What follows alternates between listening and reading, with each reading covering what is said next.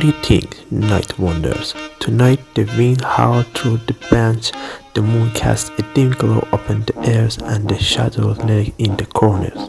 These are the nights meant for listening to tales that have been etched into the heart of history, tales of love, bravery, and faith woven into the worn pages of time. Who does not delight in sitting by the fire on such a dark night, hearing the distant toll of bells and surrendering to a story whispered from one generation to the next? A tale that, like the cold autumn breeze, touches the soul and reminds us of heroes whose names are carved upon the forgotten stones of history. So sit back, listen well, and journey with me to the farthest land, where a prince, sword in hand, has sworn to reclaim his love from the clutches of darkness. This is the tale of Prince Ricardo and Princess Isabella. And also, do not forget to subscribe us. Hope you enjoy this story.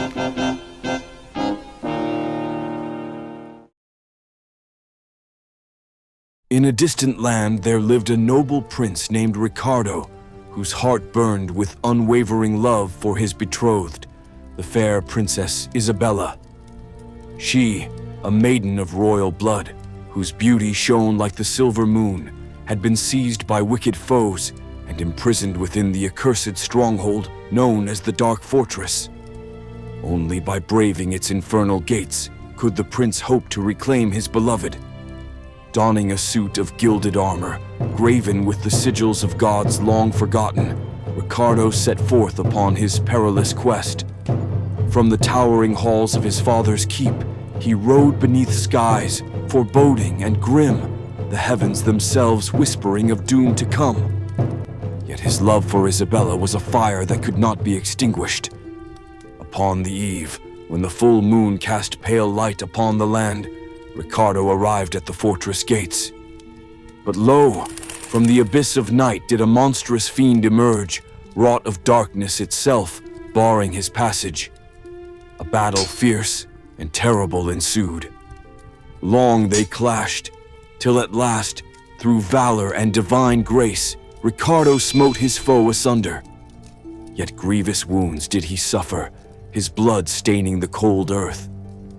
With faltering step but steadfast will, he pressed on, his body aching with each movement, his wounds weeping crimson trails upon the cold stone. Yet the thought of Isabella, her face, her touch, her voice, drove him forward. The pain, though relentless, was but a whisper against the roar of his longing. He knew she was near, and though his breath grew ragged and his strength waned, his heart refused to yield. For one final moment, for one last embrace, he would see her again. He broke the chains that bound Isabella. In the dim glow of torches, she was as a beacon of light amidst the shadows.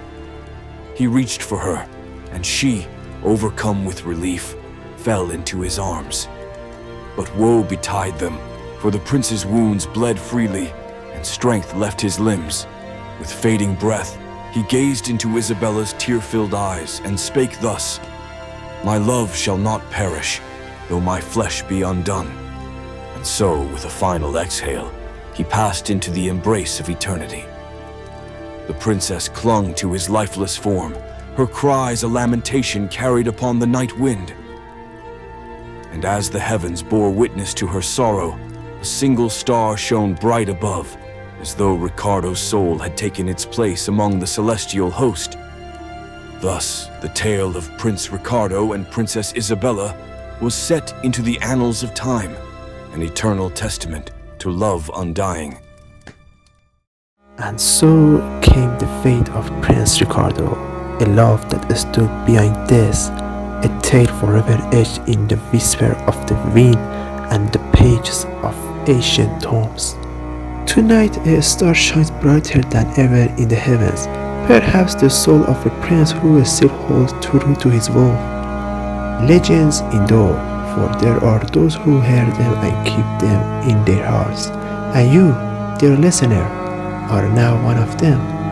So when the night grows still and the fire the heart fades, remember, stories never truly die, they merely wait to be told again.